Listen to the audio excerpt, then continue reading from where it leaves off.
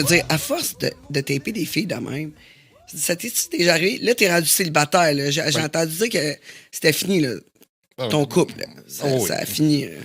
Ça a fini, vous êtes divorcés, là, t'es rendu comme célibataire. Fait que là, tu te fais-tu sauter dessus, des fois? Non. Pas en tout? Non. Pas pendant le taping, après? Regarde, l'approche que tu as avec les gens est tellement... ça reste très artistique puis très professionnel aussi. OK. Parce que j'ai ma méthode de travail, puis la méthode que je vais le faire, oui, je vais parler beaucoup avec la personne, je vais la mettre à l'aise, mais je me rappelle même pas de quoi qu'elle a l'air tout nu après avoir fait le taping. OK, ouais. Parce que je T'es vois comme tellement... moi, là-dessus, quand je suis concentré, là. Écoute, dis-moi même pas. Des fois, je fais des tatouages, là. Puis j'arrive chez nous. C'était quoi le tatou? De travailler dessus? Aucune fucking idée. Je m'en rappelle même pas. J'ai juste... Tu sais, je travaillais, ouais. Ou quand je faisais des shows, j'embarquais un gars sur le stage. Je ne même pas le reconnaître dans le club. Mais on est tellement concentrés à notre art, c'est ça. J'ai du monde qui, des fois, je parle souvent du selfie physionomique, ma préparation pour savoir qu'est-ce que je vais faire. Puis j'avais une modèle que ça fait 3 ans que j'avais faite. Puis j'ai dit, garde, c'est parce que moi, dans ton dossier, ton selfie physionomique, je l'ai effacé. Là. Je l'ai plus dans mes affaires. Là. Donc, il faudrait que tu me rappelles un peu. Elle dit, ouais, mais tu m'as déjà vu tout nu.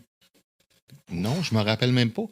Je me rappelle pas. Ben, t'es vexé parce que je me rappelais pas. Ben, excuse, mais quand t'es arrivé, on a fait le taping, on a fait ça. Oui. Je sais à peu près la physionomie que t'as, mais là, ça fait 3 ans. T'as-tu des tatous de plus? Oui, des fois, bon, t'as-tu eu une augmentation mammaire? T'as-tu eu des enfants? Il y a plein de choses qui peuvent arriver par travers ça. Donc, ton corps peut avoir changé.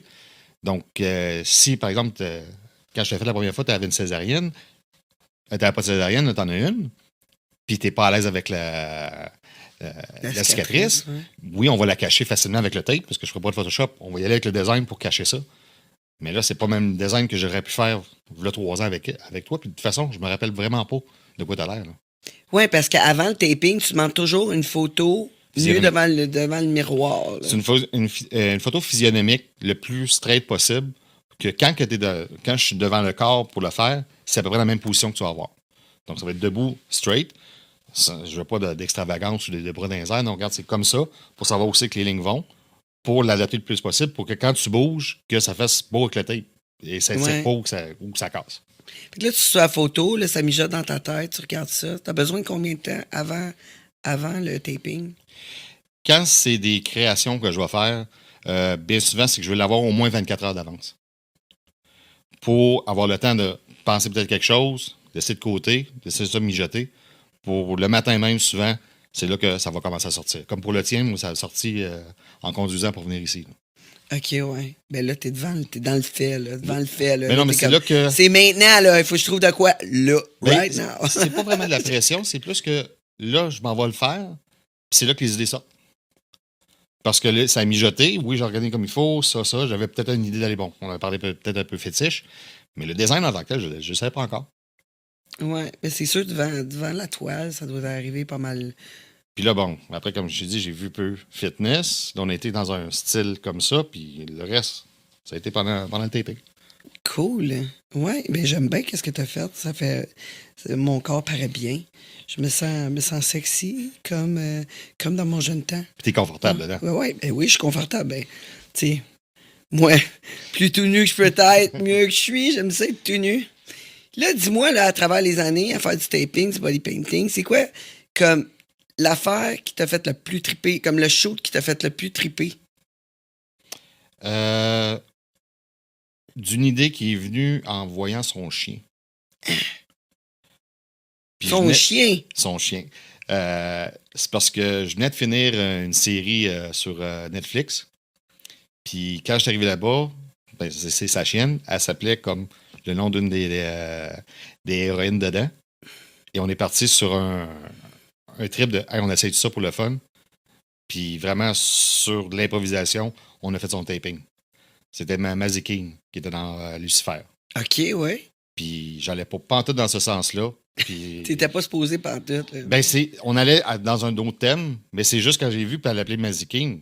Hey, comme ça. Puis vu que c'était frais, ce que j'avais vu de la série au complet, ben ça a sorti, puis son taping est très, très fort. Là. Pour moi, en tout cas, c'est un des meilleurs. Là. Puis ta façon là, de faire de l'argent dans tout ça. Oui. Est-ce que tu revends des photos des fois? Des fois, je vais vendre comme les droits sur les albums ou les photos complets. Sur des photos modifiées, des fois, oui, je peux faire de l'argent. Si la personne va avoir genre un poster, que moi, je vais faire l'infographie aussi. Donc, je vais le charger.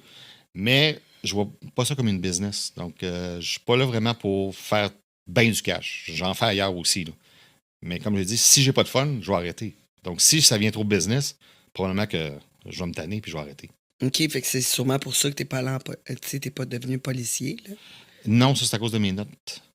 Ouais, ben c'est ça, tu disais que tu n'étais pas bon en mathématiques. Non, ben mathématiques, c'était c'était contingenté, donc là, puis c'était une idée que j'avais au début, mais en fin de compte, ça partit, puis j'étais ailleurs, puis je suis bien content d'avoir été du chemin que j'ai fait. Là. Si tu me parlais d'être avocat, mais si tu n'avais pas des bonnes notes pour être policier, tu devais pas avoir des bonnes notes pour être avocat. Non, avocat, c'est d'autres choses, c'est par rapport à une séparation par la suite. Là. Donc, on était supposé aller les deux en droit, on a pensé d'y aller. Elle l'a fait avant moi parce que les deux en même temps en droit, ça n'aurait pas donné. Là, j'avais commencé à faire de la photo journalistique pour un magazine en même temps. Donc là, j'étais souvent sorti parce que là, elle pouvait étudier. Donc moi, je dis, bon, on finit ton droit, tu fais ton barreau. Moi, par la suite, je vais faire mon droit. Puis à fin de compte, on s'est séparés avant. Donc là, ça a été ailleurs. Puis là, je suis parti vivre en Saskatchewan pendant 1 an de temps. Puis je suis parti rester à Paris un bout de temps aussi. Donc là, ça a changé là, ben des affaires. Ah ouais, ta séparation, là, ça a changé bien des trucs, mais tu faisais-tu des photos? Dans ce temps-là, faisais-tu du body painting dans ce temps-là? C'était juste de la photographie dans ce temps-là. Juste la photographie? Il y avait des filles ou pas pantoute? C'était de tout que je pouvais faire. Là. OK. Oui, c'est pas nécessairement juste ça. Puis là, c'est là, par après, que je suis rentré à Concordia en Beaux-Arts, que là, j'ai développé le côté plus artistique et exposition. Donc, j'ai exposé beaucoup. Là. C'est sur des thèmes, des choses comme ça, mais je n'avais pas sur des modèles. Là. Ça peut être autant des natures mortes que juste du design. Là. OK, fait que les filles, c'est venu quand, là? C'est comme, tant qu'à y être, tant qu'à être célibataire, je suis bien de prendre des photos des belles filles? Non, parce qu'en général, non. Dans mes couples, mes meilleurs modèles puis mes muses, c'était mes blondes.